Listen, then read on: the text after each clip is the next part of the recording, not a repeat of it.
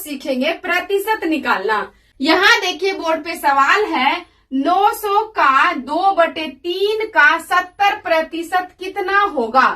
कुछ बच्चे ऐसे हैं जो प्रतिशत का सवाल तो हल कर लेते हैं। अगर इस तरीके से आ जाए 2/3 बीच में बटे में आ जाए तो कुछ बच्चे से नहीं बनता है, लेकिन बहुत आसान है। तो अब हम क्या करेंगे, सवाल बनाते हैं। तो यहाँ देते हैं बराबर, पहले क्या है 900, तो हम यहाँ पर लिखेंगे 900 का मतलब होता है गुना। तो इस जगह पर हम गुना का चिन्ह देंगे। इसको ऐसे ही लिखना है 2/3, यहाँ पे लिख दिए 2/3। फिर का मतलब है गुना, तो इस जगह पे गुना का चिन्ह देंगे। फिर क्या है 70%, तो पहले लिखेंगे 70 और प्रतिशत हटेगा तो बटे में आ जाएगा 100। अब देखिए यहाँ पर हमें कटाना है, थोड़ा ध्यान से समझिएगा। यहाँ ये 2 जीरो से ये 2 जीरो कट गया, 3 से कटाएंगे, 3 एकम 3 और 3 तिहाई 9।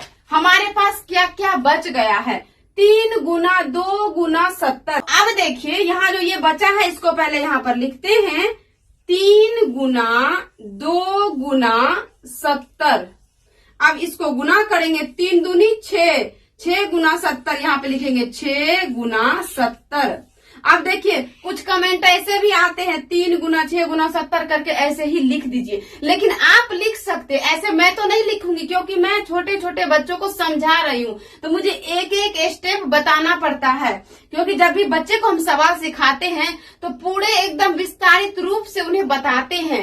अगर आप कहेंगे तो यहाँ भी गुना करके हम आंसर बता सकते थे। मेरे पास ऐसा बहुत सारा कमेंट आता है, मैडम इसको गुना क्या करेंगे, ऐसे ही मुंह से बोल देंगे, लेकिन वो गलत है। ये आप समझते हैं, मैं समझती हूँ, छोटे छोटे बच्चों को एक एक करके बताना पड़ता है। तो 3 दूनी 6 हो गया, 6 गुना 70 लिखे। अब यहाँ नहीं है जगह तो इधर लिखते आंसर, 6 गुना 70 करेंगे तो कितना हो जाएगा, 6 सत्ते 42, 6 सत्ते 42 और यह जीरो आ गया यहाँ पर।